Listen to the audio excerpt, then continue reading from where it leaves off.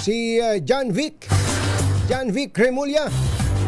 Secretary John Vic Remulla ng DILG. Secretary, magandang morning. Si Katunying po ito. Kumusta po? Magandang morning, Katunying. Okay naman. Marami tayong hinaharap na problema ngayon. Pero unahin ko lang po, meron na po ba tayong update dun sa investigation sa Zamboanga incident? Meron, Anthony, kahapon nag-break namin yung phone niya. Natignan namin yung contents. Yung bata was influenced by nihilistic websites. Ini-examine niya yung mga mass murderers. Ini-examine niya yung mga na-convict na ICC. Ini-examine niya yung mga serial killer. He went on a spiral down the rabbit hole. Antindi, ano? Antindi pala, no? Malalim pala. Malalim. Yung bata ay dumaan sa extreme psychological and psychological makeover. Kasi mabait na bata to eh. Oo. Hindi naman nabubuli sa eskwelahan. Kaibigan na. Top 1 sa batch na. Masok lang talaga sa utak ng sabihin namin yung sa Roblox na yan. Dahil may chat group doon. Dahil young and impressionable minds. Nasundan niya kung ano sinasabi ng mga tao doon. Oo, very vulnerable no? Yung ganong edad. Oo. In fact, yung style niya nga, yung Facebook live niya ng kanyang spree, ay eksakto sa itsura ng video game. First person shooter. Kaya, everybody is a victim dito sa nangyari. Totoo po, no? Kailan daw po, doon po sa history, na-check nyo po kung kailan to nagsimula, yung petsa nito? March pa lang, nag-umpisa na. March pa lang? Oo. Siyempre, hindi alam na magulang. Ang bata at saka magulang, parang may space issues yan, di ba? Hindi nila pwede ibigay telepono nila. Correct. So, March pa lang. And March 4, nag-umpisa na siya. Ng kanyang spiral down the rabbit hole. Ayun ang tawag namin dyan eh. Sa dark web. Ay, alam mo, bilang isang magulang din, na sekretary, pareho tayong magulang, na-imagine natin kung anong pwedeng mangyari sa ating mga anak na akala natin katulad nun, achiever, no? Achiever siya, pero kapag siya na lang at nasa loob ng kwarto niyan, siya na lang at yung cellphone niya o yung gadget niya, ang tangan-tangan niya, kung saan na napapadpad yung bata? Oo nga eh. It's indescribable yung sense of loss ng community, ng family, ng community, at ng isa. You're a very promising child. Malayo mararating ng batang to. And all of us should feel a sense of loss. Lahat tayo magulang, lahat ng mga bata. The best and the brightest shouldn't be influenced by the worst and the most evil. Ayun na nangyari. So ito pong batang to, bukod sa siya achiever, ang nabanggit nyo kanina, mabait na bata? Mabait? Mabait na bata. Walang kaawayan. At hindi siya binubuli talaga. So Secretary, pasensya na po, Secretary, bago ko lang tumalimutan, yung pong anggulo na merong ang target niya ay yung teacher, are you ruling that out already? Kasi sa lahat ng drawings niya, wala siyang sinabi na kung sino patay niya eh. Parang kung sino lang makita niya. Walang description eh. But we're not ruling it out. Kasi titignan namin yung grades niya. Kasi until we see and talk to the teacher and look at his performance, doon lang natin malalaman kung ano nangyari. Bakit nag-spiral. Pero if you come to see about it, March pa eh. Di ba nag-upisa ang school natin itong August? Ito lang, bago lang. Bago lang. Pero March pa lang, ginagawa niya na. So, I find it hard to believe na grades yung dahilan. Yung summer vacation, nag-uumpisa na siya. Pero ito pong nabanggit nyo, drawing, meron siyang plano kung kailan niya to gagawin? Talaga bang nung araw na yun niya pinlanong gawin to? Hindi naman, wala siyang, hindi tayo sigurado doon. But he had access to the firearm.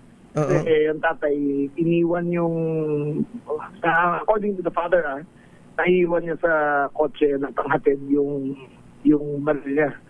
Which is also hard to believe kasi ang lahat ng kilala ko ng ano tayo 800,000 uniform. Yes. Lalo ng mga pulis na malapit sa lagi kong kasama. Ang turing nila sa baril parang panaliin eh. Totoo. Diba? Totoo. Hindi nila iniipan para tayo, di ba? Doon eh. Diba? So lagi ng kasama. Siya iniwan according to the father. Tapos doon Hindi kayo naniniwala dun sa anggulo na yon na naiwan lang sa sasakyan? very hard to believe ang personal. Iiwan ng baril sa kotse. Very, very hard to believe. Wala akong hapon nag-command conference kami sa mga pulis tinanong ko, nag-iiwan ba kayo ng baril sa kotse? Kasi ako, hindi ako nagbabaril. Pero sila, sabi, imposible. Kasi talagang concern nila yun eh. Dapat kasama nila lagi kung saan sila pupunta, di ba? So in other words, kung tama ba intindi ko, maaaring sa bahay niya talaga kinuha to. Mula pa sa bahay, tangan-tangan na ng bata. Oo, mukhang pinirano ng bata na kinuha sa bahay. Kaya yung statement ko kahapon, it's not only gun ownership, it's not only gun safety, but gun safekeeping. Safekeeping. Yung nangyari sa Tacloban, nangyari dito sa Zamboanga, parehong-pareho, uniform personnel Yes. sa bahay, kinuha nila yung baril, accessible. Dapat hindi accessible sa mga bata yun eh. Oo. Fashionable minds. Dapat nakatabi talaga yan. Saka Secretary, bago lang natin puntahan yung victim, may common dun sa dalawang bata sa Tacloban saka dito, bukod dun sa law enforcer, pareho yung tatay sa tiyahin nila. Ang pagkakapareho, sanay na humawak ng baril at mukhang isinasama pa sa mga firing, ano? Oo eh. Pero yung bata, according to the father, again, hindi na daw sinasama. Pero ngayon yung field investigators ko ay titignan yung mga firing range at bukuhan ng testimony kung talagang kung nagpakita yung bata ron.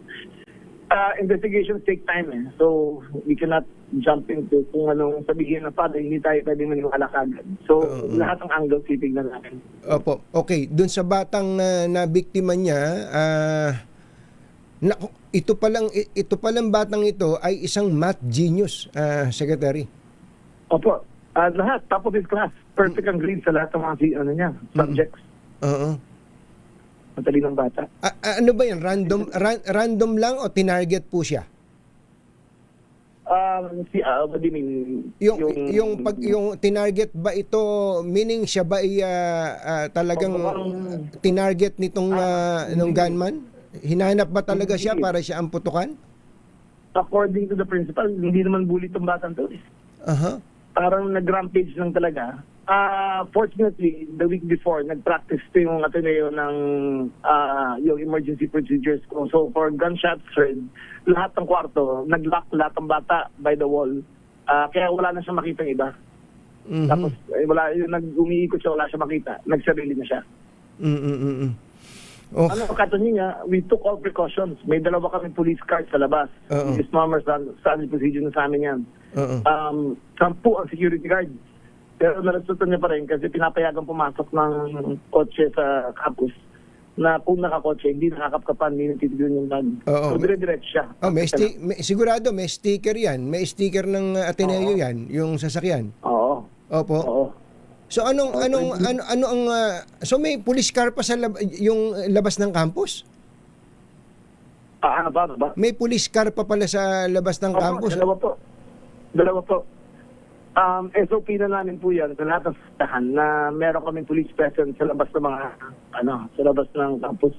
Ngayon, yung public schools nag-memorandum circular na kami ni Secretary Angara. Pati sa loob ng campus, yung mga barangay tanod, pwede nang magkakaroon ng outpost sa loob. Kasi mga tanod, kilala nila yung mga taga-barangay. So, alam nila kung troubled yung bata, nakikita nila yung galaw.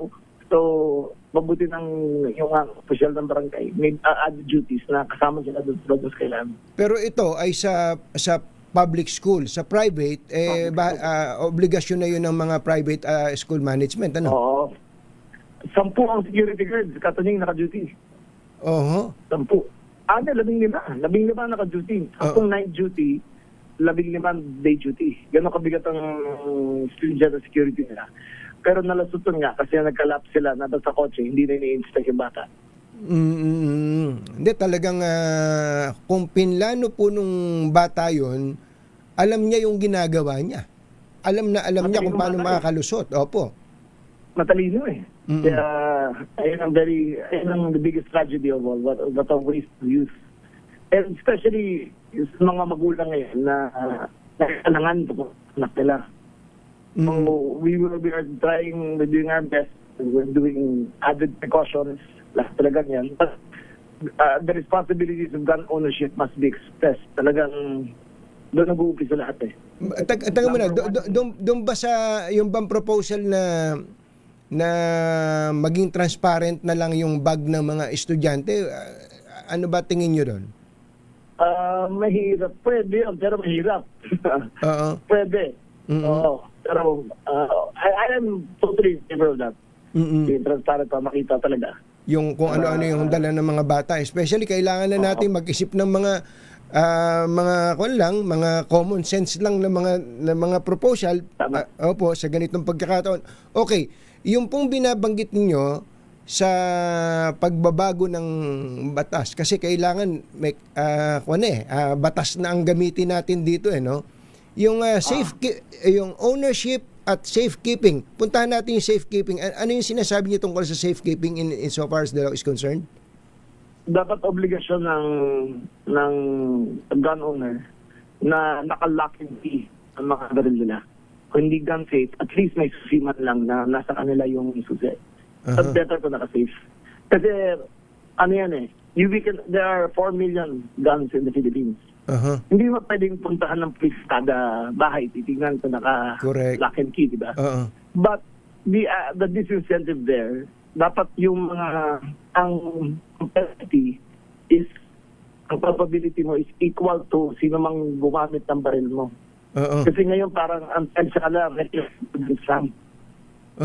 para ka lang nagpairan ng kotse, nakabangga, may kasalanan yung nagmamaneho, hindi may-ari ng kotse. Correct. In this case, baril to ang child sa kanya, reckless imprudence lang. Hindi mo dapat ang lahat ng may-ari ng baril, responsibility nila, itahan ko lahat ng nila na yun sa mga bata na dapat culpable rin ng may-ari ng baril. Actually, maganda po yung sinasabi niyo na yan, Secretary. At tama lang na nag-appeal kayo sa Kongreso. Kasi sa atin pala sa Amerika, sa Georgia, merong isang incident doon na yung isang ama na gun owner, dahil yung baril niya ay ginamit ng kanyang 14-year-old son para sa shooting, sa mass shooting din sa Amerika noong September 2024, sinintensyahan yung tatay ng second degree murder. Dati daw lang yun involuntary manslaughter lang yun Ngayon 15 years ang sentensya niya. Ayun, dapat ganun lang sa atin yung other side there, katunin, kasi nakikita ng tao yung these two incidents. Pero sa pag-aaral namin, 98% of gun crimes are done with illegal firearms. So, dapat i-repeal niya yung Robin Padilla law na bailable ang offense basta may illegal firearms ka. Dapat i-repeal niya yan. Kasi number 2, dapat yung mga meron kaming 8,500 na dismissed personnel sa PNP. Banda na rin ang AFP. Dapat yan, i-search warrant ang bahay at may uniforme pa rin sila. Dapat yun, may penalty rin yan. Kasi nakikita namin sa mga syndicates, ginagamit nila yung lumang uniforme nila sa mga dismissed. 8,000 pulis to na mga dismissed? 8,000 ang dismissed po. Out of the 320,000 na active, of 50 years old and below, 8,000 ang dismissed namin. So ang proposal po ninyo ay kapag illegal yung baril, dapat non-bailable ang kahit hindi pa siya gamitin sa krimen. Kahit hindi pa gamitin, dapat non-bailable siya. So ibabalik yung dating batas, parang gano'n ang gusto nyo? Oo. Kung if the statistics show that 98% of the crimes are illegal firearms, dapat yung mga illegal talaga namin. Kasi ngayon kung mag-research warrant kami, makita kami na baril, available Aalisin ulit. Correct. Tapos mabukumit na crime. Dapat you prevent it before it happens. Oo. Yung pong, taga muna, ba't ba Robin Padilla Law ang tawag doon? Hindi ba Ramon Revilla Law? Kung hindi ba kung sino yung principal author doon nakapangalan dapat? Tawag namin ni Robin Padilla Law dahil siya yung dahilan kung bakit nagpa-Senator Revilla. Yung batas kasi carry over from it's a presidential decree ni President Marcos. So carry over siya ng pagdating ng panahon ng 1993. Oo. Nung nahuli yun si Robin Padilla, nakulong siya. 20 years na sentensya niya sa preso. Opo. Gumawa ng batas ngayon si Senator Ramon. Don Ramon. Si Don Ramon, gumawa siya ng batas na retroactive na napalaya Si Robin Padilla. Dapat pala Since then, pag maka-checkpoint kami, makita kami na baril, kahit criminal, billable sila. Oo, ulitin lang yon. Tama kayo, yung mga riding in tandem lang, gagamit ba ng mga lisensyadong baril yan o mga nakapapel na baril yan? Hindi naman. Ay, nako. Okay. Last na lang po.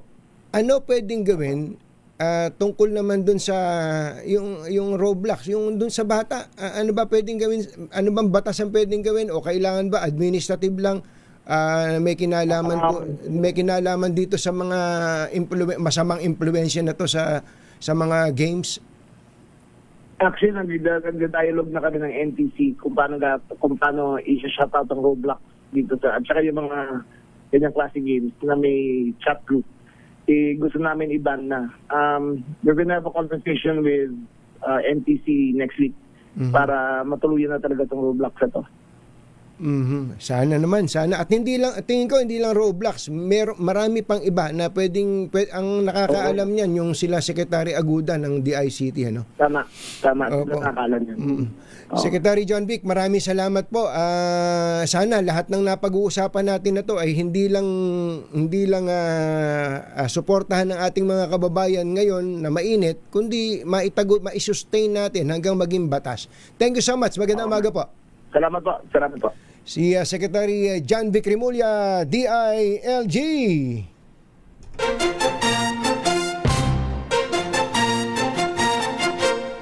Katonying at Ka-Jerry. Anthony Taberna, Jerry Baha, ang samahang